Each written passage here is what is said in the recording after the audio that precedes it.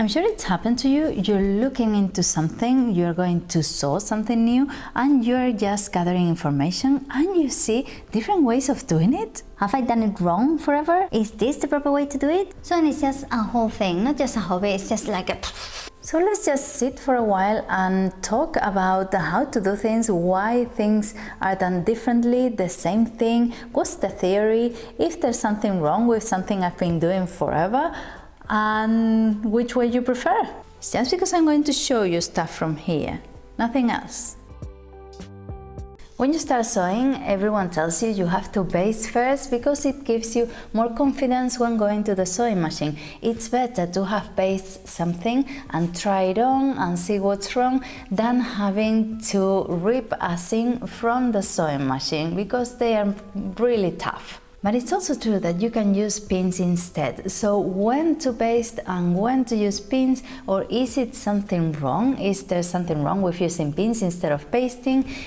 In my opinion, it depends on the project and what you're going to do. Other times I will baste is when I have slippery fabrics like silk, because they move a lot and it's much better to have them secure first.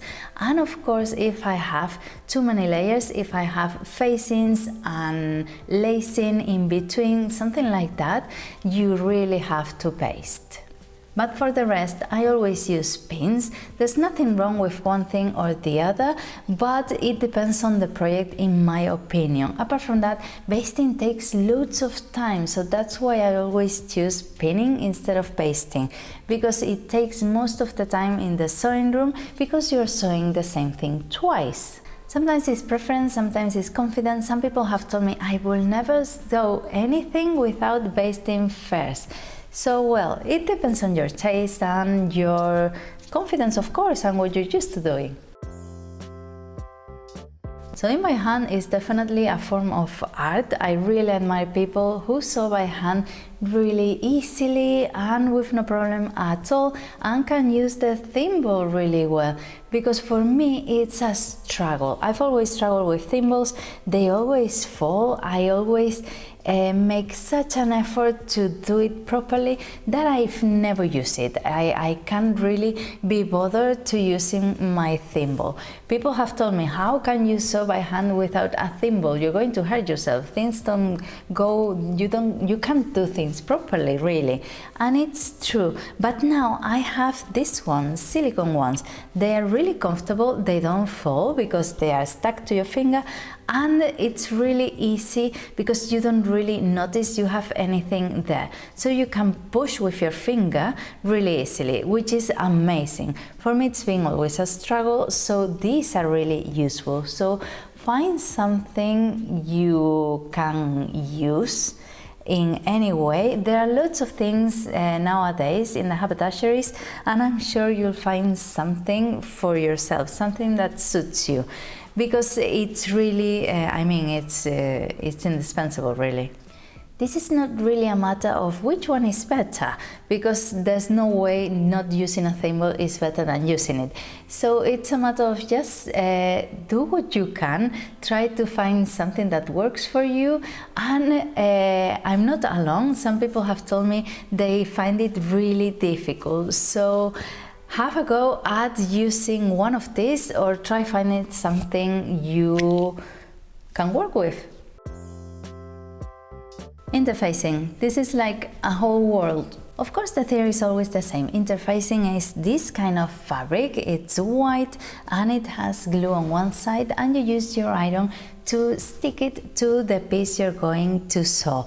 It has different densities. You can find thicker ones or thinner ones depending on the project you're going to do, and it's used to make something a bit more structured.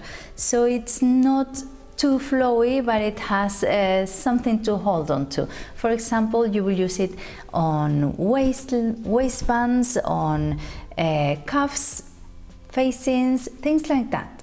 But sometimes I find myself that I don't like using it that much. I would prefer something to keep being flowy instead of giving it a structure. For example, the blouse I did last week, I think it looks really pretty, and I didn't add interfacing on the facings. I left them as they were because I thought it would alter the way it looked. So I think it depends on the project, really. Some people, for example, like it to use it double. For example, on waistbands, you will use it double if you want it really structured, really hard. But it depends. I don't know. It's something that you can use in different ways. So let me know how you do it yourself. And talking about interfacing, I'm going to connect it with Tweed. I didn't know I should have interfaced my tweed dress I made in December. Some people told me I should have because it gives more structure, of course, to the dress, and using something interfacing give it more like presence. It looks nicer and it doesn't lose the shape of it. So I didn't know that. And some people said that it wasn't necessary, that only interfacing the seams would have been enough, or even line it. When I did it, I decided not to line it because of course I live in Tenerife and it's really hot. In fact, I've only worn it twice because it makes me really hot. So I thought I'm not going to interface it, I'm not going to line it because I will just melt straight away. So I did that, but apparently some people said that lining it is the same as interfacing it because it will give it that shape. So I'm not sure if you should interface only the seams, interface all of it, interface and line it, or only line it. There's so many options. So I don't know if depends on your taste or it's the way to do it. And if you read about it, there's a million of opinions. So let me know. And going on with the interfacing, gluing, sticking things, is this tape.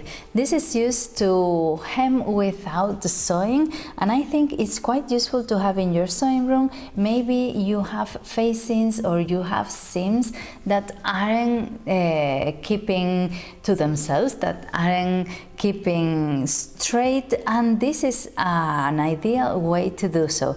You just put a little bit, you press on top and the glue will melt and it won't go anywhere. So I think it's useful to have just in case. When sewing sleeves, sometimes people struggle a little bit to fit it in the armhole area. Sometimes you have to gather the top a little bit, sometimes there's a bit of fabric left and you don't know what to do. So lots of people sew it with the bodice open. I mean, instead of sewing shoulders and side seams, front and back, what you do is to sew only the shoulders and leave the whole thing open. So that way you can sew all of this along the armhole area, and then once you fold it, you will have to sew the sleeve and side seam all at once. Apparently it's really easy. Some people love it, but some people don't like it at all because apparently it's not the proper way to do it. So I haven't done it, but I'm curious, so let me know what you think, if it's the right way or not, if you do it or not, you say. And one way of sewing something that it really tickles me, because I haven't tried it, I haven't had the opportunity yet, but I'm going to next time, is the burrito method to sew your trousers. I got to know it, I knew it by the burrito method because it's how people call it on the internet, but apparently it's how tailors do it, so it might be the proper way to do it. And it is sewing trousers, instead of sewing the front bits and the back parts by the middle seam, by the crotch, and then sewing front and back, you will have to sew one leg apart from the other, so then you can put it one inside the other and sew all along the crotch from front to back. Apparently this is better because your seams are properly placed, and it's faster as well. So I really want to do it. Let me know if you've done it, if you don't, if it's the proper way. I guess it is, or if you prefer the other method. Gathers are so lovely, they add loads of volume and they look really nice. I love gathering stuff. But the problem is that you have to do it. So some people like doing it by hand with some basting thread. Other people like doing it on the machine, and it's really useful. I do it this way because you can stitch it with the longest stitch you have on your machine, and it's really fast. You do 2 rows, and then when you pull, everything is gathered, no problem at all. And some people even do it with top stitching thread, the denim one, which is really strong, so you wouldn't have to do 2 rows of stitches, but only once, which is much faster. So let me know what you think, and if you have the gathering foot. Apparently there's a presser foot. I haven't got it yet, but I'm thinking of getting it. Let me know if it's useful, if it's worth it, and any thoughts you have. I always say you have to wash your fabrics in case they shrink. So the minute I come from the fabric shop, I put everything in the washing. But not long ago, I was sitting on the sofa and I heard a pattern maker expert saying that you don't have to. She said that it was not realistic for a factory to wash all those meters of fabric before cutting because there's no way to do it. How would you hang it? How would you dry it? It's not realistic. So she said that fabrics come with the treatments so they wouldn't shrink. I don't know, it seems logical to me. I can see the logic on what she was talking about, but on the other hand, I'm still afraid of something shrinking because it's happened to me before. So I'm not that sure. Let me know what you think. Apart from the hygiene topic, you always want your fabrics clean from the fabric shop before you use them, but I'm not sure about the shrinking thing. You let me know what you think. Every time I try to find information about how to do something and this happens to me, and there are different ways to doing it, or people do it in different ways, it surprises me. It doesn't make me cross or anything, but then you don't know how to proceed, and sometimes it makes you doubt yourself and your skills. So it's something difficult to describe, to decide on what to do. Even though the theory is always more or less the same, you sew right sides together and this seams goes like this, then sometimes you get surprised. And I can't imagine what someone who's just starting sewing might think when they read different opinions on or theories on how to do the same thing. It must be really confusing.